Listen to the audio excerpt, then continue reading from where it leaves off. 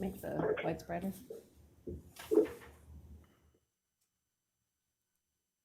Right. Yes.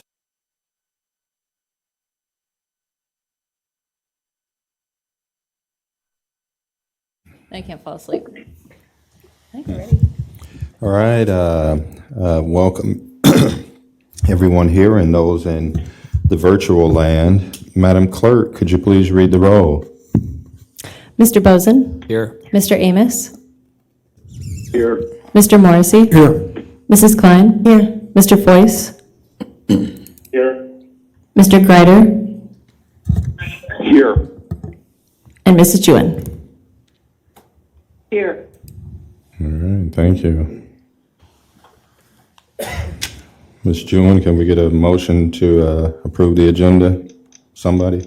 Motion to approve the agenda as Motion to proposed. approve the agenda as presented. Second. Motion's been made with, Second. motion's been made with 3 seconds. All in favor? Aye. Aye. Opposed? All right, we have an agenda. First up on the agenda is the general obligation bonds. Take a motion for those. Motion to approve the general obligation bonds, ECP 1, the issuance of not to exceed $11 million in general obligations bonds for essential corporate purposes. Second. That motion has been made with the second to receive and file the proof of publication of that notice of public hearing. All in favor? Aye. Aye. Opposed? The hearing is now open. Is there anyone in virtual land or here in the audience, Tim or anybody, wants to make comments? We have any comments out there? No comments on file. All right. Going a second time. Motion to close hearing and receive and file. That Any motion, comments? that motion's been made Second. with the first and a second. All in favor? Aye. Aye. All right, the hearing is closed. Motion to approve resolution instituting proceedings to take additional action. Second. That motion has been made with the second. Council discussion.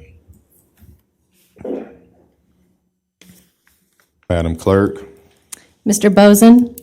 Yes. Mr. Amos? Yes. Mr. Morrissey? Yes. Mrs. Klein? Yes. Mr. Foyce? Yes. Mr. Greider? Yes. Mrs. Jewin? Yes. All right, thank you. Motion to approve resolution authorizing the issuance of not to exceed $11 million general obligation bonds and levying a tax for the payment thereof. Second. That motion has been made with the second. Madam Clerk? Mr. Amos?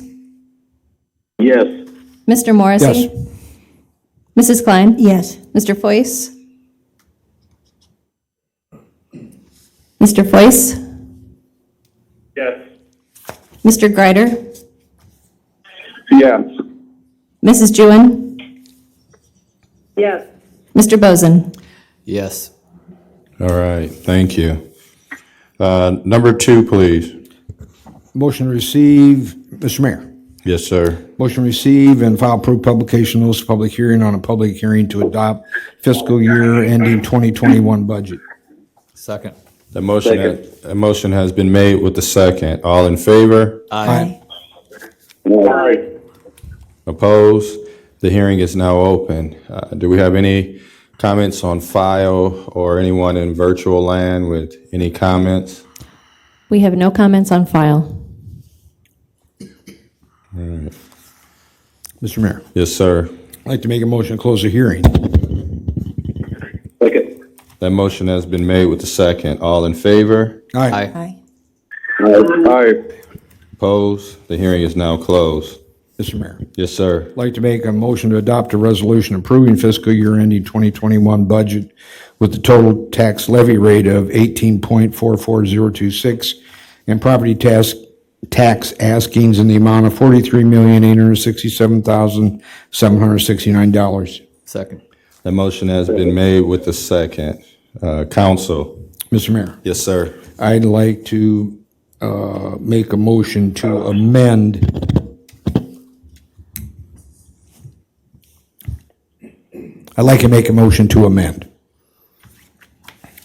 by changing the tax levy rate on this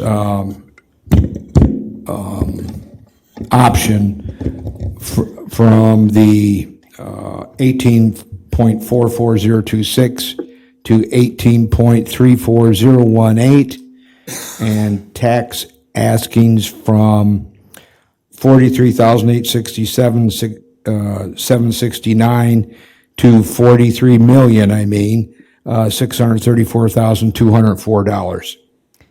Can you read the askings one more time? 43,000. So the change is from 43,867,769 to 43,634,204. Okay, thank you. Second. Motion's been made with the second. You know what I didn't do? You didn't go through the presentation during the public hearing part of it. Yes, so we can do that if you want to, or not. I know, we didn't get it on the agenda, so it's all right. We just need to decide if we want to do it. So, Mr. Morrissey had I would entered yield to Michelle Weaver. an amendment. Can we have Michelle go through Yes. how we got through the 18.44? Thank you, Mr. Morrissey.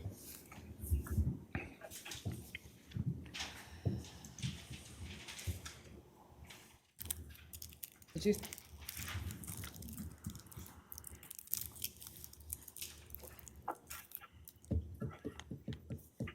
I don't think this is it.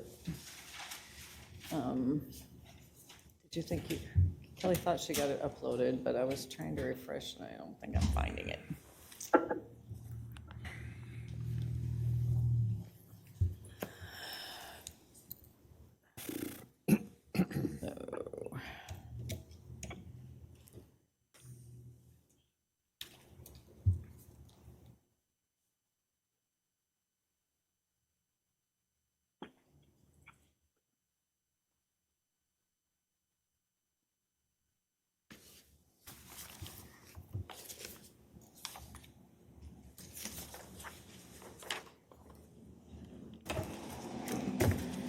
For those of you on the phone, if you're not watching, I believe we did get this emailed to you, but it's PowerPoint format. I didn't remember to save it as PDF, so I don't know if you'll be able to see it.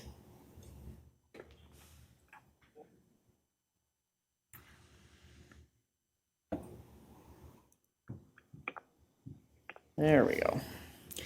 I thought, first of all, we'd just look at this nice picture with flowers. The sun's going to come out, flowers are going to come back. Life is going to calm down one of these days to start our presentation. And we're going to remind ourselves why we're here today. Purpose of our government is to effectively and efficiently utilize the various resources of city government in order to help make Waterloo the best possible place to live, work, do business, play, and raise a family for all of us.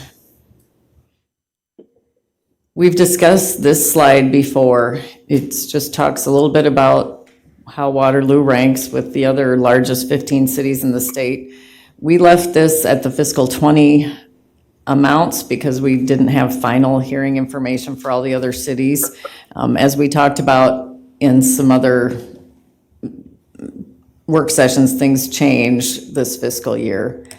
But in this version, we're still presenting at 5th largest in population, but 13th in terms of taxable property value, which is what our paycheck, if you will, is based on.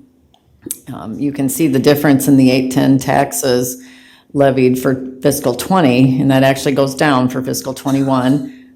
And that 13th amounts to a lot of dollars. Our taxes per capita for fiscal 20 were below the average at 614.93. I think that's an important thing to remember. Sometimes we look at the tax rates, but we forget so much about other ways to measure taxes. Taxes per square mile, we're in fiscal 20 the lowest of the top 10 cities. We've used about half of our borrowing capacity. Our monthly utility charges, we were second lowest. Staffing levels, we are third lowest of the top 10. We had been doing really well on our tax rate percentage change. That's changed a little bit in fiscal 20. We're moved up. We were second lowest after Iowa City, but now we've gotten Sioux City and I'm trying to remember who else squeezed in there, Ames. So our proposed levy for fiscal 21 the rate is 18.44026, and 69% of that is for public safety or police and fire. Just under $12.60 of the taxes that our citizens are asked to pay are for public safety. 15% or $2.75 is for debt service. That's to make the debt payments on our general debt. And then we all remember we have the voted levy for the grout of 27 cents, and we have a voted levy for the library of another 27 cents. And all other city services require $2 and less than $2.55, or 14% of the total property tax dollars that people pay. We also provided a breakdown of what that $2.54 looks like. I don't think I will go through it. The bulk of it is for culture and recreation, and a little bit for everything else, basically.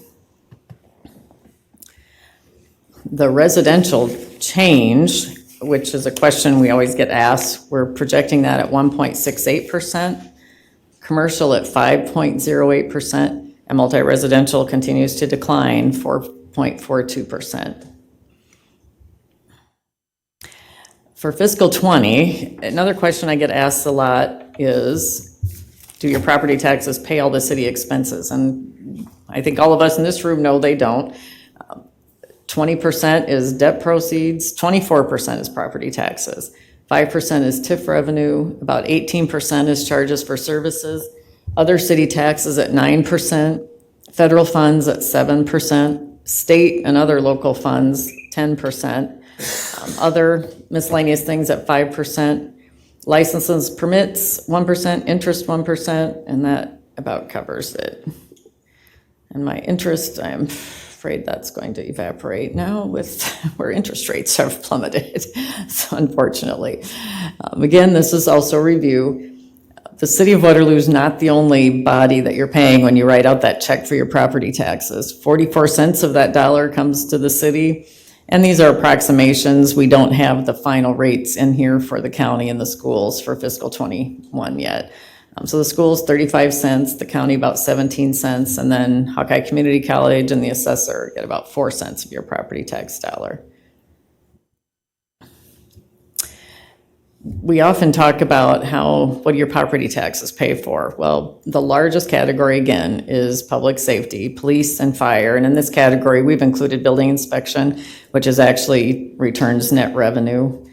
But on the state forms, they're considered public safety. So that's about 63% of our property tax dollar. The next largest category is our cultural and recreational facilities, the library, leisure services, those things at 16%. Debt service, another 16%. We really pretty much talked about that on the other slide. This just puts it in a chart so you can see the pie slices a little easier. When we include debt service in this total expenses, we're spending about 57% of our budget on personnel, including benefits, 17% or 16% for debt payments, and then just contracted services and commodities cover everything else that the city provides. We get questions about how to determine the tax bill on your home, so I did leave this in here, particularly because I think it's significant to show you how that changes based on the rollback. We're starting out with a home valued at $100,000. Then the state tells us how much is taxable, and that went down significantly this year, 3.24%. So you only have to pay taxes on 55% of the value of your home. And our levy rate, we estimated using the 2020 rates for the other bodies and the 1844 for the city. So your total tax bill actually will be lower. We project this year at $2,175,000. And the city portion, though, is $1,015,000, or 1 million, how about $1,015, which is $16.78 increase this for fiscal 21 over fiscal 20. And that's the 1.68% that we referred to earlier.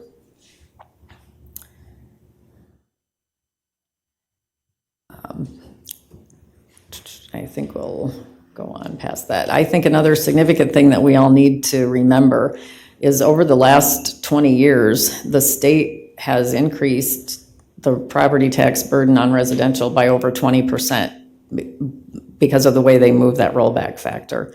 Commercial properties during that same time fell 20%, or 10%, I'm sorry, and multi-residential fell 45.5%. So I think that is a big reason why cities in particular are having challenges with filling their budget. The property values that we use to generate our paycheck are affected by things beyond our control, and those are big differences. To lose 10% of your commercial property value and then nearly half of the multi-residential, it has to get made up somewhere, so it pushes it onto residences.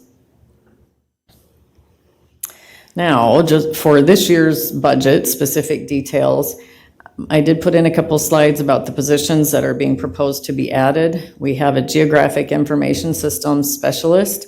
At this point, we're talking about funding that 85% using local option or other funds. It could be others too, and only 15% from the general fund. We are increasing a part-time medical service specialist to full-time, so we're adding 0.5 there. We are adding the digital arts manager for culture and arts, and there was a portion that was cut back to part-time in last year's budget funded with hotel motel taxes. We will continue to do a portion with hotel motel, but there will be a portion that is added to property taxes. We are also adding a stormwater specialist funded with stormwater fees. In animal control, we increased a part-time position by 0.25 full-time equivalent employee, and that is funded out of the sanitation fund. We are planning to add 2 solid waste technicians in the sanitation fund, and then a 19-hour position being added to code enforcement, again in the sanitation fund. Then our additional costs this year in personnel, and this is only for the general fund, pay increases, and then things such as changes in overtime, retirement benefits, those kind of things. That total increase is $1.6 million. Health insurance, if you remember, we were projecting a 10% increase on that. That turns out to $557,000 increase for the general fund. Our police and fire pension rate that the employer has to pay went up about 3.6%. That's $384,000. And we also have more retirement payouts at $17,494. So our total personnel increases are $2,572,028. Other expense changes, and these are just highlights. I did not try to list every one of them on here, but we did agree to increase the Met bus transit funding, $48,214. We did cut out the elections expense of $60,000. We did need to increase our liability insurance costs by $147,953. That is based on preliminary increases provided by our insurers, which, based on what's happening, Could be more, I don't know.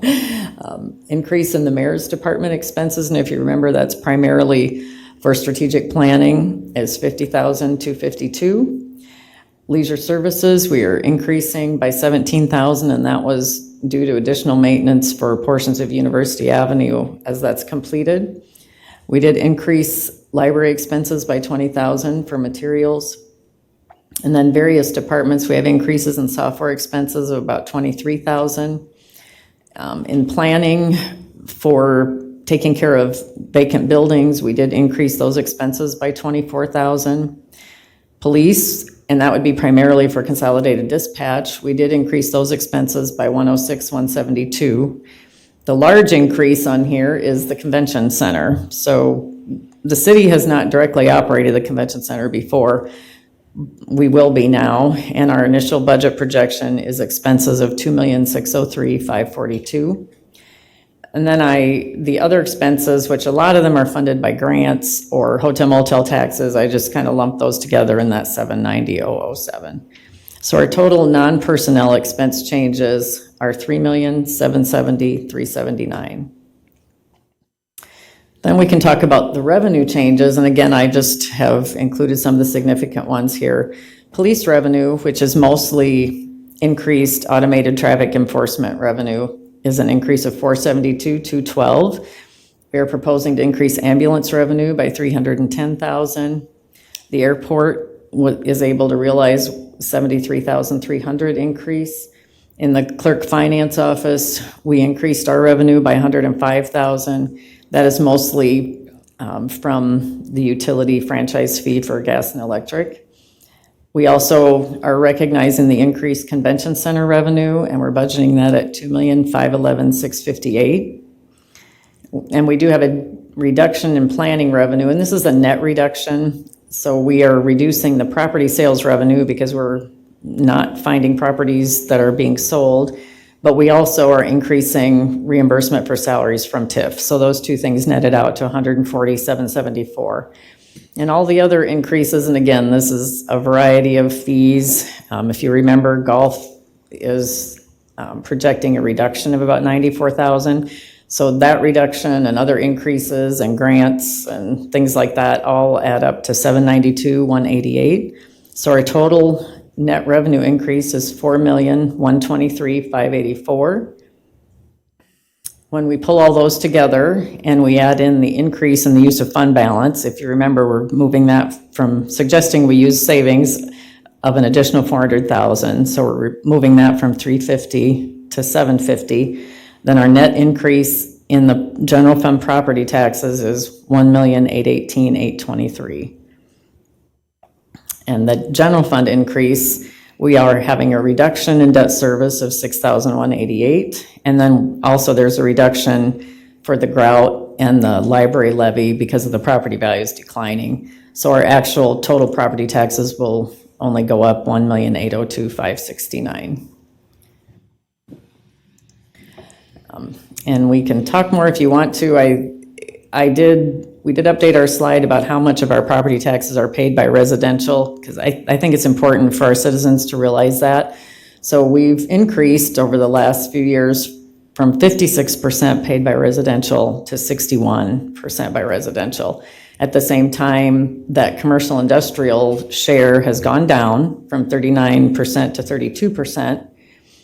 And the utilities, which is property taxes on utilities, the excise tax, declined slightly from 5% to 4%. And then the multi-residential, which is a new category starting in about 2014, that's now providing 3%. Multi-residential for Waterloo is a relatively small amount compared to some other cities. And that was all the formal remarks I prepared. I do want to thank the mayor and all the council, as well as all our city departments and my staff for all the work that we do to develop the budget every year, and also, especially right now, for all the services that they provide to our citizens year-round. That's all I have. Any questions for Michelle on this portion? Yes, ma'am. Michelle, since I've been on council, we take money out just about every year out of the emergency fund for to make budget. How do you as an accountant feel about that? Right now, we're facing real emergencies in society, and doing this annually just to make budget is nerve-wracking. This is a nerve-wracking, unsettling time. I'm going to use that term for all of us right now. I'm very, very thankful that we have been able to build our general fund undesignated fund balance to $10 million in the time that I've been here. It was about $1 million when I started, and I would be really nervous today if I only had $1 million in my savings account, because we really don't know what is facing us over the next few months. But the fund balance that we have has built up a good cushion for us to deal with emergencies in the short term. As a policy, it's hard for me to say I like using our savings account for our budget, but particularly, there are several things that affect that. This is just the amount we're budgeting. A lot of years, even when we budget to use some fund balance, because of what actually happens throughout the year, maybe revenues come in better than expected, it does take us time to hire replacements. So when people retire or leave, we can sometimes recognize some savings. So we don't always use everything that we budget to use. And that generally limits the impact that we see on our budget from budgeting to use our savings. So this year, while it's never at the top of my list of things to do, I think this year we've tried to balance the city's needs for the budget with our citizens' needs for not paying more taxes, maybe. So that's why we're contributing from our savings to do that. I hope I answered your question in there somewhere. You did, but I do recall last year, and these are the same reasons that we give every year. It's true. Mr. Mayor. Mr. Boza. Michelle, one thing that, on your slides that concerned me was the $73,300 airport revenue. What does that consist of? Well, it's airport landing fees, a lot of it. So this current economic situation could change that. And that was my concern, because on an email I received from Mr. Gaspari that American Airlines was asking us to dip into cash reserves to help. It was an interesting cash reserves message. we don't have. Yeah, exactly. It was an interesting message, and I'm nervous about that. I am too. They also, though, have, if you'll remember, he had requested a new full-time employee, and what we did is we kind of zeroed out his property tax asking. So he's got some cash there that he maybe can reduce expenses also. So hopefully that will, Zero it out a little bit. yeah. And my other concern is I would like to see us try to keep using those cash reserves as low as possible this year. And for one of the reasons, and I've always been a proponent of, if we have it, let's use it. But with this, and I don't want to cry pandemic, but if we had a person show signs at the fire department at Station 1 on a shift, and we had a quarantine or shelter in place for 11 firemen for 14 days or 5 shifts, we could be looking at $35,000, $40,000 in overtime to cover those shifts. That's not budgeted. If we had an officer come in, let's say third shift briefing, and you had 10 officers and 2 supervisors and a watch commander, and we end up missing 13 officers for 14 days, we could be looking at $50,000. So I think that to do our due diligence, if we can minimize the amount we take out of this fund this year, because tomorrow we could be facing a huge bill, and it's out of our control. So Good point. One of the things, if you take a look at the usage, this is the most we've used in years, but when you take a look at what's currently taking place within the city, the fact that businesses and other operations are under some stress, it's part of the decision this year to use the amount that's there. I think our department heads, as Michelle mentioned, do a pretty good job of trying to make sure we are able to reinvest back some of those dollars, but excellent point. I'd hate to see something happen in sanitation. I mean, if you lose your 6 to 8 sanitation people, our garbage still has to be picked up. Yep, you and I will be on that truck. I'm there for you. We're for each Drive other. one of those trucks. Is there anyone on the telephone with a question? Or video? They went to sleep. This is Sharon. Michelle, can I just ask that you send me that PowerPoint? I think I did. If council is using Novus and you refresh your Novus page, it should appear in the attachments as the last attachment.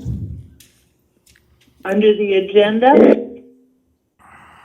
Yes. Okay, I'll find it. If I don't, I'll Okay. let you know. Thank Okay. you. And Sharon, I also sent it, I bet it went to your city email account, but I did send it to all the council also. Okay, thank you. You'll find it somewhere. Yes, sir. I just wanted to echo Mr. Bozen's comments on the fund and our unspent balance. Like this, I think we're in unprecedented times where we're not sure exactly what's going to be taking place. I'm not sure how many other council people are aware, but the city of Des Moines, their waterworks division has gone to, I think they've rented upwards of 20 campers, so their workers can stay there away from their family. I think we have to be very cognizant of the things that we may be asking our employees to do and the potential strain it could put on our already fragile budget. So as we're thinking about this today, that's one of the things I want us to be aware of, some of the things that other cities are doing at this time. Yes, sir. Thank you. Mr. Mayor. Yes, sir. I also think there will be an after this event as well, and we know that what the budget looks like next year and in the coming years based on this event and how it impacts businesses. I echo my other two council members that we do need to be cognizant of what we spend out of our general fund and how much we keep, because yes, we might need it for this emergency, but we also might need it to help us through the next couple of years, depending on how badly other people are impacted. So I do want to thank Michelle and department heads for, even before this, being cognizant of being wise with our money as much as possible. Mr. Mayor. Thank you. Mr. Morrissey. Yeah, Michelle, I'd never heard .5 medical specialist before. Where did that come from? When was it added? It was added in the fire department's additional needs level budget during their presentation. It's not a great deal of money, so maybe that's why I didn't make an impression. It's only maybe $25,000, I think. So that was part of the max levy? Yes, which included it's been in additional several, needs. yes. Okay. And how many years in a row, Michelle, have we used general fund balance for our budget purposes? Well, Hasn't it? Wouldn't this be the fourth straight year? Longer than that. we budgeted to use some more often than that. Whether we've needed to at the end of the year, I don't remember. I'd have to look that up here. Yeah, and that was my question. Out of those years, I'm sure that in fiscal year 19 and 18, that those fund balances weren't used, were they? In 19, we had an increase, but I think in 18, we did dip into it some. That does really vary year to year. Okay, so because we are using this as a budget proposal, regardless of what option you're talking about, doesn't mean that it's going to be used.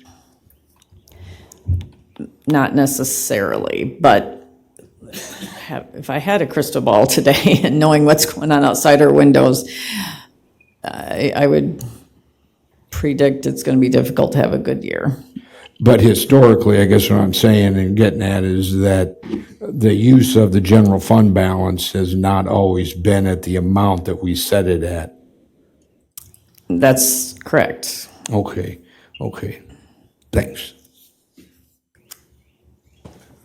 Any questions before we move to the amendment? All right, thank you. Mr. Morrissey, there is an amendment to amend the budget. Here, you want me to sit? I have one of these, don't I? Mr. Mayor, Yes, ma'am. may I ask Mr. Morrissey, which option is he presenting? Yeah, I gave her one. Didn't get down there. Oh, Did you hear her? Oh, she has one. Yep, That one? yep. Okay. pardon? Did you hear Mrs. Jewin? No. She asked which option you're presenting. Yeah, Sharon, this is a takeoff from option 3. I mean, yesterday there were, the presentation included 2 different pages that I think you found. And Ray, I know that you had it. Jonathan, I believe you had it. And Jerome, and the people up here had it too. So, and you don't have the advantage of seeing the 2 pages that I have given to council. Yes, I do. Yes, No, I'm Mr. talking Morrissey, about- I do have those 2 pages. Yes. Yes, yeah, okay, thanks, Sharon, but I'm referring to the 2 new pages that I prepared for today's amendment. Okay, so, you don't have the advantage of that, or could they have the advantage of it? Is there any way? I will read it, okay, and so that it's understood, this amendment, and what it does. As I explained, the levy rate was, in this amendment, goes to 18.34018 from the 18.4402, I believe, and the tax askings will go down. I have the amount in here. They'll go down 233,565. Okay, so the option 3. Keep in mind that when those 2 pages were presented yesterday, that front page dealt with option 1. And so option 3, what it did yesterday and what it's doing today, the amended version of option 3, is it's going off that option 1. Okay? So, If I could interject. sure. We are, Mrs. Jewin, right now we're working on getting Yeah. a scan of that handout that was just given and getting that uploaded to Novus. So it should be out there in a few minutes. But, sorry, go ahead, Okay, Mr. thank Morrissey. you. I mean, we could wait. Okay, so this first page says changes to page 1, and that's the page 1 from yesterday, which is option 1. Okay, First of all, okay. remove the 250,000 ambulance increase in revenue and subtract that amount from the general fund balance, lowering the max levy general revenue fund balance that is part of that or used to $1,053,782. That will add 10.7112 to the option 1 levy rate, which is on the second page under column 1, option 1. Secondly, it changes the 20% of the building inspector secretary salary to local option sales tax, and that amount was $11,767, which had a road use tax beside it before. And then the third thing is that, as per yesterday, there was a change of the GIS MS or MIS position. 85% was changed over to local option sales tax, as well. So those were the amended changes to what was on that first page that you saw yesterday. Now, next are changes to page 2, and again, this is option 3. The library position has been reduced to a 19-hour per week, and all these changes, these positions are to be hired 7/1/2020. So the library position's reduced to 19 hours per week. That saves $23,930. The combination building rental registration position is reduced to 19 hours per week, saving $57,918. The central garage mechanic ends up, because yesterday there was concern about it all being paid out of, I believe I had it as 50% road use and 50% local option. Well, what this amendment does is $11,768 comes out of road use tax, and that's that flip-flop from that secretary up above on page 1. And then the second thing, $33,794 comes out of local option tax. And third, $45,000 or half of it, $561, comes out of general revenue. Next, the culture and arts has that remaining $28,285, as mentioned in the column 3 from yesterday, removed, but that leaves the full-time graphic and digital artist at 100% general revenue. Next is the human rights position. The assistant to the investigator is reduced to 19 hours per week, saving $53,574. So the next point, number 9 on my sheet, is that items 4 through 8 take a total of $209,268 off, or that is 8.9660 cents off of option 1 levy rate. And with the addition of the amount in number 1 above, which was $10 or 10.7112, and subtraction of this 8.9660, this leaves the levy rate at 18.2743. So the next thing that's done in this amended version is moving the general fund balance used down to $900,000 from our original $1.303 million. And you do that by subtracting $1,053,782, take $900,000 off that, and that equals the remaining $153,782, which equals 0.065887 that would be added to the levy rate of 18.2743, which then would bring that to 18.34018, and tax askings would be at that 18.34018, or $43,634, or $43,634,204.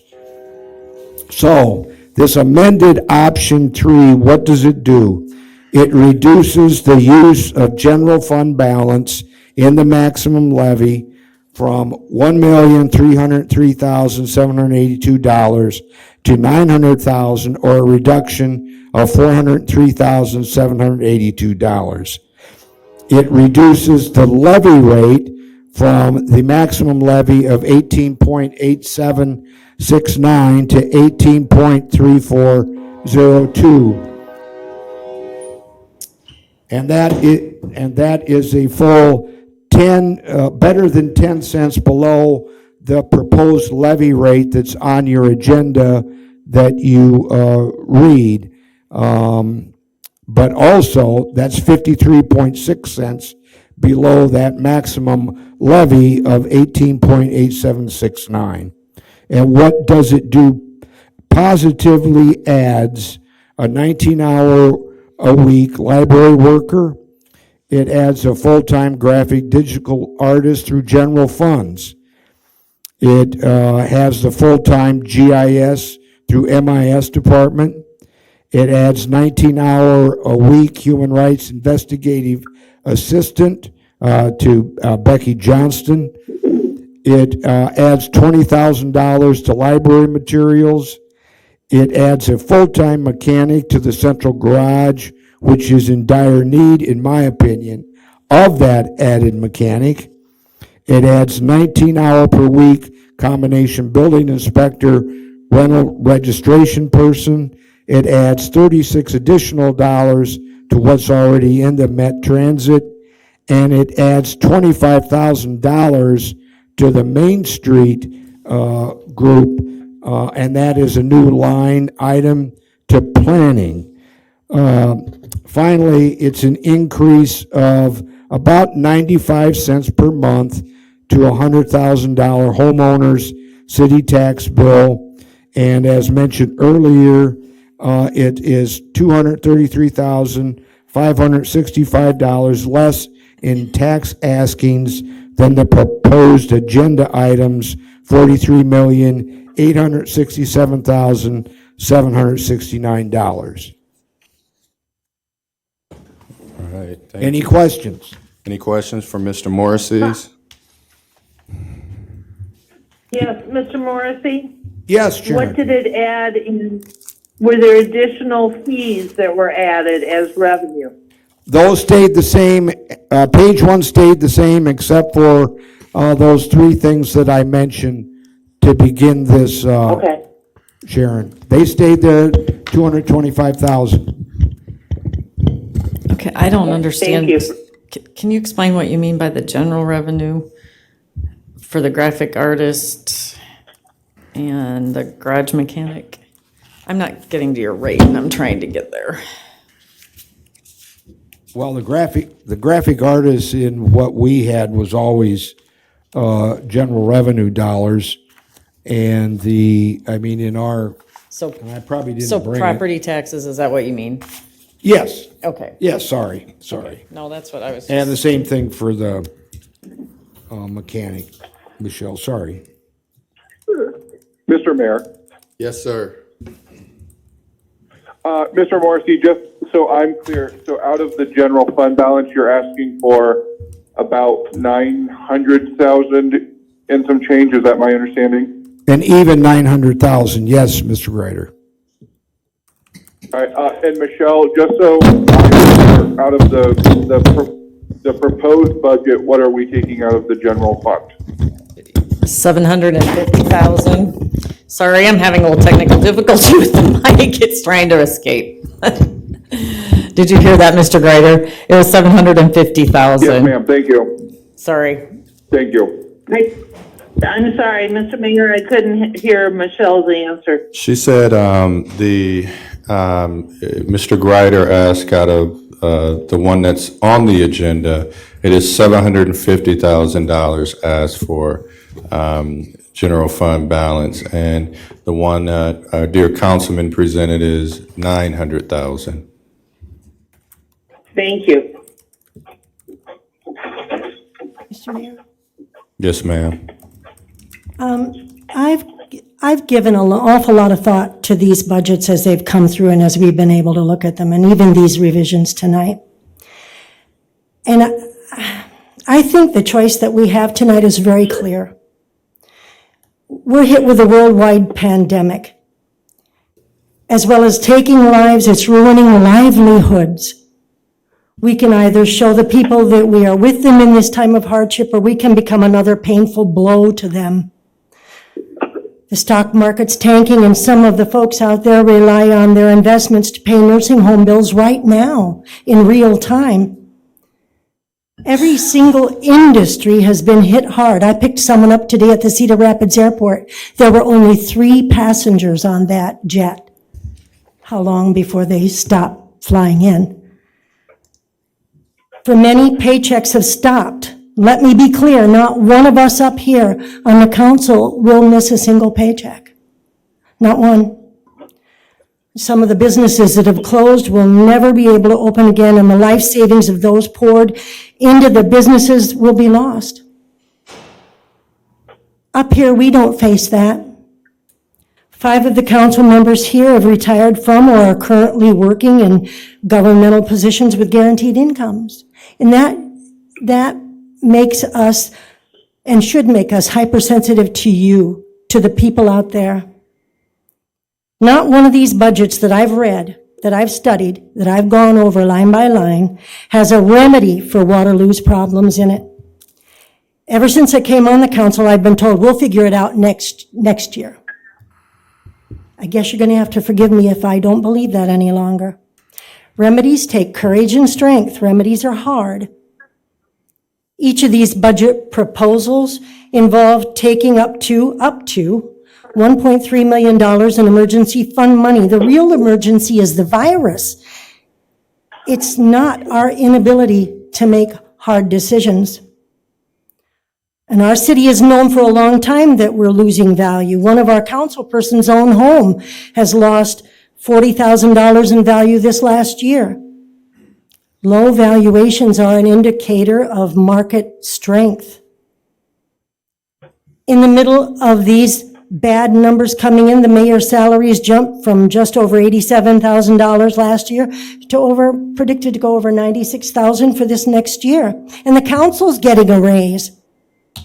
As I've been doing and will continue to do, I will donate the raises I get, and I urge the mayor and the entire city council to donate back your raises.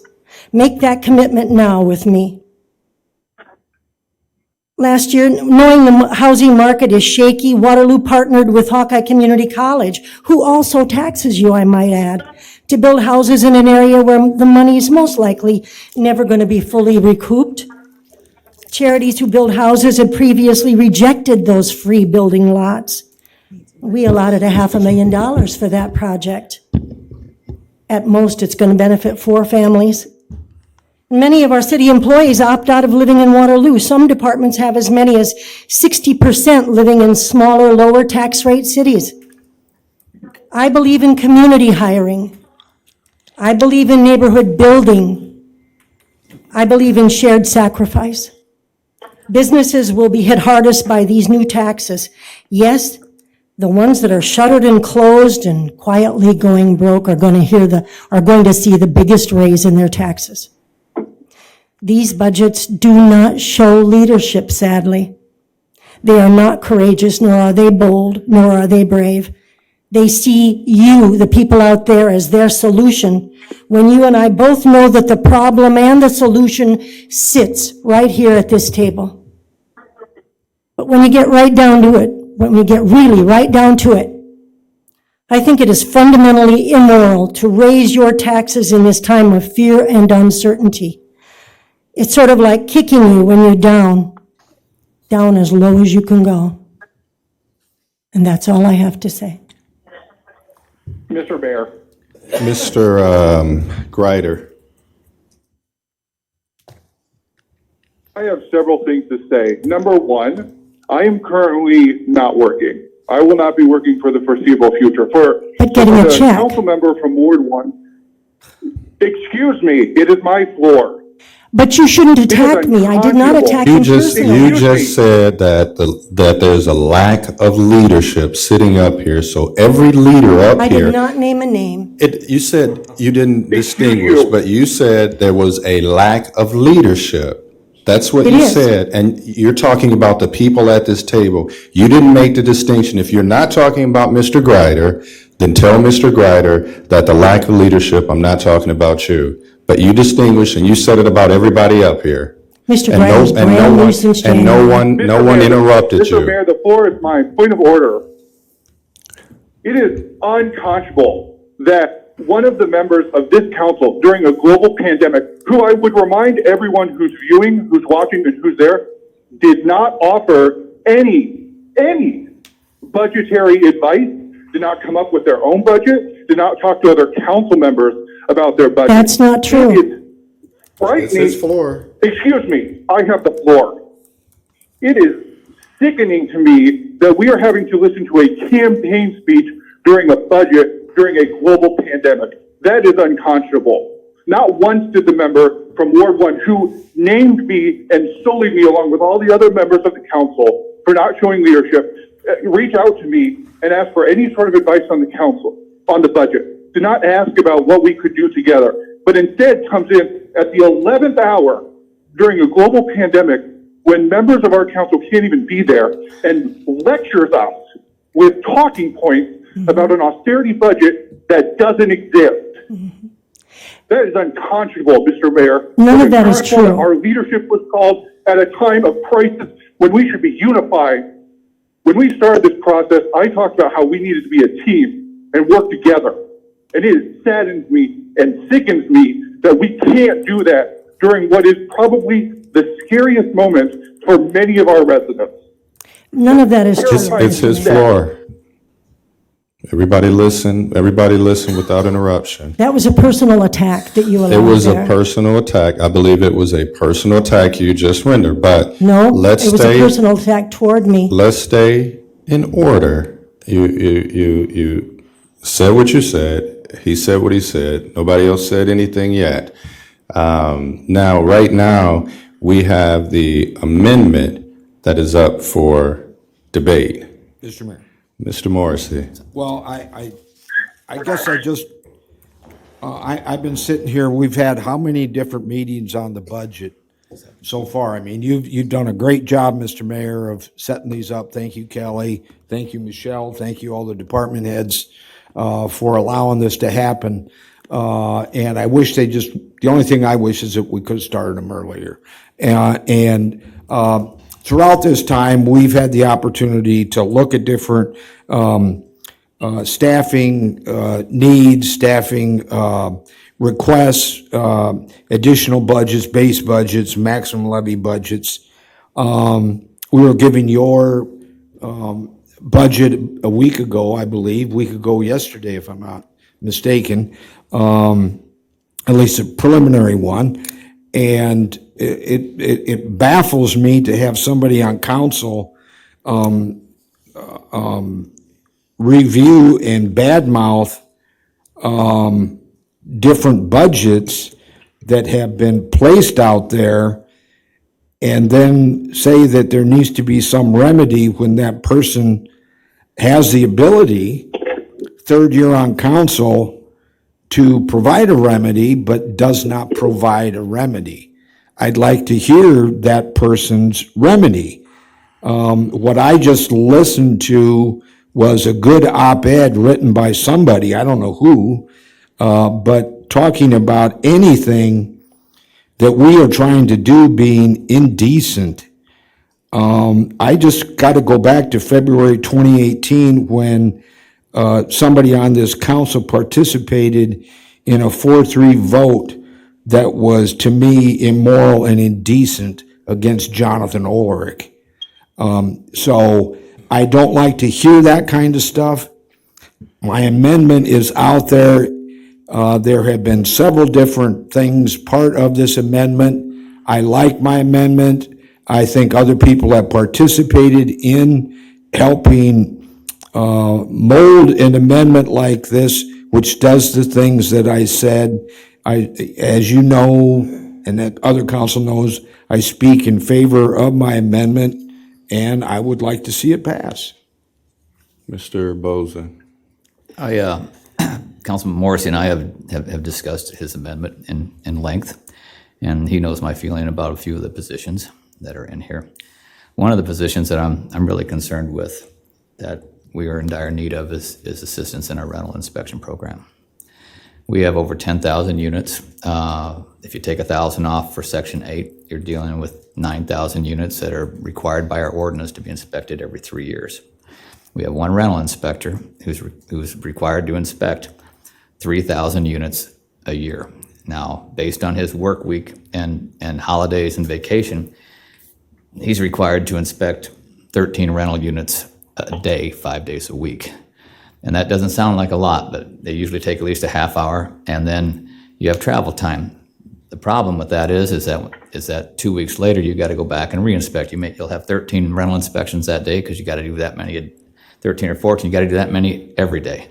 And then 2 weeks from that, you got 13, 14 rental inspections and 10 re-inspections. And if those don't pass, 2 weeks later, you still have your 13 or 14 inspections, the 10 re-inspections, and then you have re-inspections from the other times that you've done it. It's a compounding problem that we cannot address and serve the landlords by only having one inspector required to do 3,000 inspections a year. So the one I really feel strongly about in this amendment is the rental housing inspector program, and to boost that up. All right. Mr. Mayor, Yes, ma'am. Mr. Mayor? Hey, Ms. Mr. Mayor? Ms. Jewin, can we? let her go. Yes, ma'am. What? Please proceed. Okay, thank you. I want to start by thanking Mr. Morrissey for all of the work he put into his amendments. I know he put in countless hours, and I'm immensely grateful for his commitment and the work that he put into it.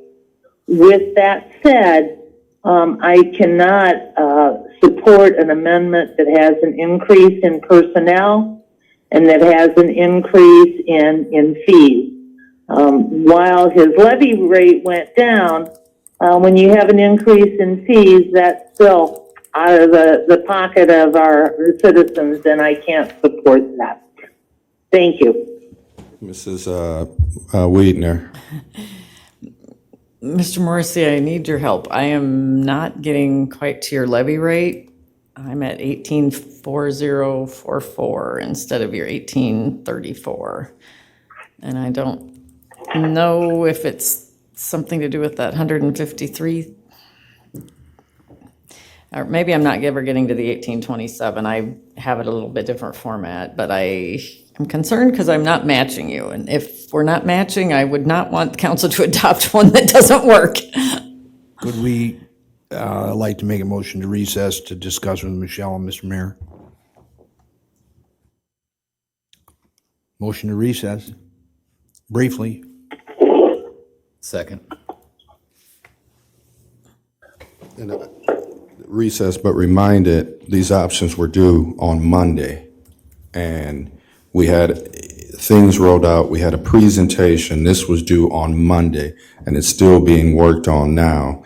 But motion to recess. All in favor? Aye. Aye. It's 3, Mr. Mayor? 4. We had a motion to recess. For how long? I'm going to take a roll. It's hard to However call. long it takes for me and Michelle to go over the stuff here. Numbers I got. It could be 5 minutes, could be 15. I just don't want to vote on it if numbers aren't right. Do you want to do a roll? Mr. Mayor? Let's do a roll. We have a motion to recess is on the table. Roll call vote. Mr. Morrissey? Yes. Mrs. Klein? No. Mr. Foyce? Yes. Mr. Greider? Yes. Mrs. Jewin? Yes. Mr. Bozen? Yes. Mr. Amos? Yes. Mr. Mayor, can I ask, I never We're in recess now. No, I can use the bathroom then.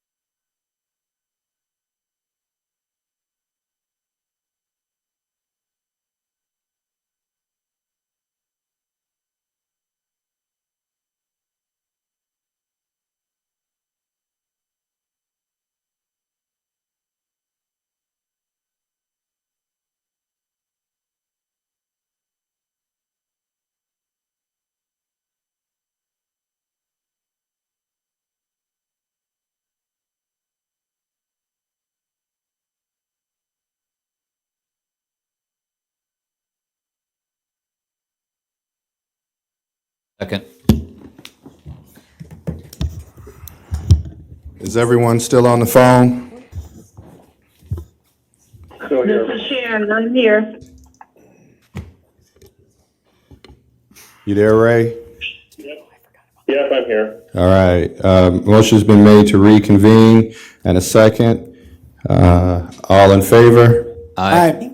Aye. Aye.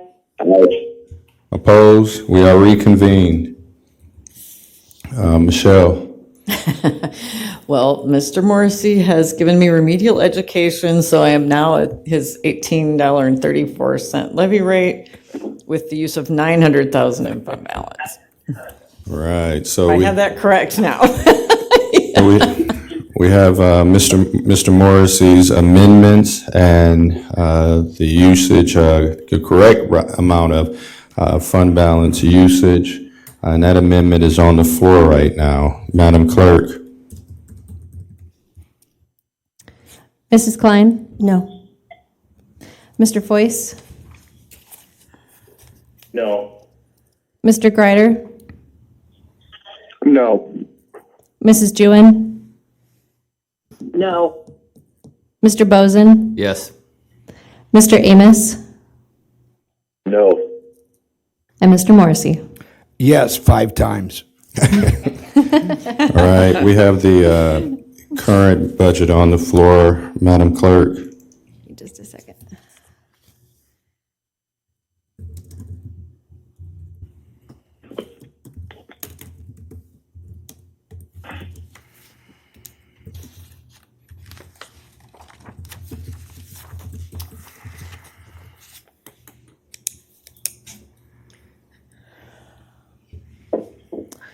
All right. Mr. Foyce? Yes. Mr. Greider? Yes. Mrs. Jewin? Yes. Mr. Bozen? Yes. Mr. Amos? Yes. Mr. Morrissey? No. Mrs. Klein? No. All right, thank you. Number 3 on the agenda. Mr. Mayor, Yes, sir. I'd like to make a motion to receive, file, consider, and pass for the first time an ordinance amending the City of Waterloo Code of Ordinances by repealing Title V, Police Regulations, Chapter 2, General Offenses, Article B, Civil Emergency, and enacting in lieu thereof a new Title V, Police Regulations, Chapter 2, General Offenses, Article B, Civil Emergency. Second. Second.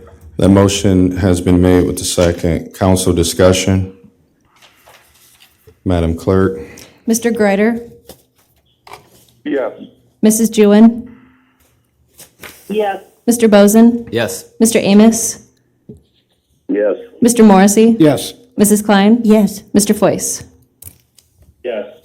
Thank you. Mr. Mayor, Yes, sir. I'd like to make a motion to suspend the rules. Second. The motion's been made with the second. Do I need to explain the urgency? Madam Clerk? Mrs. Jewin? Yes. Mr. Bozen? Yes. Mr. Amos? Yes. Mr. Morrissey? Yes. Mrs. Klein? Yes. Mr. Foyce? Yes. Mr. Greider? Yes. Thank you. Mr. Mayor, Yes, sir. I'd like to make a motion to receive, file, consider, and pass for the second and third times and adopt said ordinance. Second. The motion has been made with the second. Madam Clerk? Mr. Bozen? Yes. Mr. Amos? Yes. Mr. Morrissey? Yes. Mrs. Klein? Yes. Mr. Foyce? Yes. Mr. Greider? Yes. Mrs. Jewin?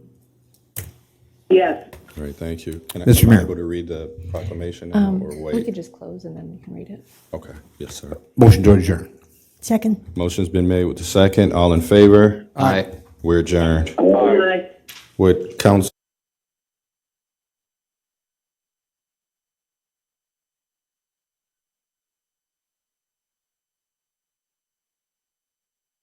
The World Health Organization has reported an outbreak of thousands of cases of COVID-19 in multiple countries, causing illness and deaths, and has declared the outbreak a global pandemic. And whereas a high rate of infection has overwhelmed medical systems throughout the world, and governmental entities and medical professionals have stated that community spread in the United States states poses the same risk of overwhelming medical systems. And whereas the governor of Iowa issued a state of public health disaster emergency on March 17, 2020, and implemented measures to limit community spread of the virus, and the city of Waterloo has closed or limited public access to city facilities. Whereas Iowa Code Section 372.14 parentheses 2, and the Waterloo City Code Article 5-2B grants the mayor power in emergency circumstances when public danger exists to take extraordinary steps to protect the public health and safety. Now therefore, in consideration of the foraging and other valid emergent concerns, I, Quentin Hart, Mayor of the City of Waterloo, hereby proclaim the following. That a state of civil emergency exists in the City of Waterloo due to the presence of COVID in Black Hawk County and the risk it imposes on public health and safety of all citizens. That the police, major, and fire chief of the City of Waterloo shall enforce this proclamation, subsequent proclamations, any proclamations issued by the governor of the state of Iowa. That all emergent powers extended by the mayor of the City of Waterloo pursuant to Iowa Code Section 372.14, parentheses 2, and Waterloo City Code Article 5-2B may be exercised in accordance with the proclamation. 4, that this proclamation declaring a civil emergency is part of an ongoing response by the City of Waterloo to protect the health and safety of the citizens and may be modified or superseded with more restrictive proclamations at any time as circumstances warrant. 5, the pursuant to Section 5-2B-4 of the Waterloo City Code, the violation of this proclamation of civil emergency or any subsidiary proclamation thereto shall be punishable as a misdemeanor as provided by Section 1-3-1 of the Waterloo City Code of Ordinance, proclaimed this 19th day of March 2020 by the authority vested in me by the Code of Iowa and the City of Waterloo Municipal Code. Thank you. Thank you. All right, thank all of you on the phone.